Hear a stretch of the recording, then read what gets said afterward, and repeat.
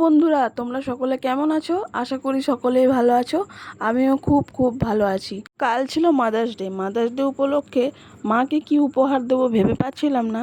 সেই জন্য ভাবলাম বাড়িতেই চটপট কেক তৈরি করে মাকে খাওয়াবো। দুটো ডিম নিয়ে নিয়েছি। দুটো ডিমে কেকটা আপাতত তৈরি করব। দুটো ডিমকে ভালোভাবে ফেটিয়ে নিতে হবে।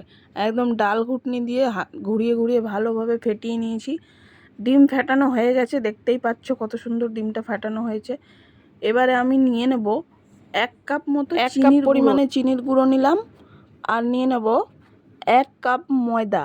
এই যে সেম পরিমাণে ময়দা নিলাম। নিয়েছি বেকিং সোডা, আর নেব কর্নফ্লাওয়ার, আর কিছুটা সাদা তেল নিয়েছি। অল্প পরিমাণে খাওয়ার সোডা নিলাম।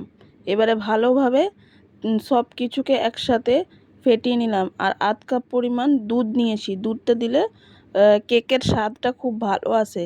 এবারে টিনের বাটিতে সাদা তেল মাখিয়ে নিলাম। ভালোভাবে তেলটা পুরো বাটিতে মাখিয়ে নিলাম। এবার মাখিয়ে নেওয়ার পরে কাগজ পেতে দেব। কাগজ গোল করে কেটে রেখেছিলাম, সেই কাগজটা পেতে দিলাম।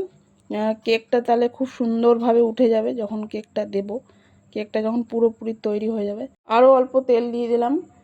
তেলের পরিমাণটা একটু কম ছিল, তাই তেল দিয়ে দিলাম, কারণ কেকটা উঠবে না যদি কম তেল দিই একটু। এবারে আমি পুরো ব্যাটারটা ঢেলে দিলাম টিনের বাটিতে। এবারে ভেতরে যে এয়ারটা ছিল সেই এয়ারটাকে বের করে দিলাম বালি দিয়ে। তার উপরে টিনের বাটিটা চাপা দিয়ে দিলাম 40 মিনিটের মতো।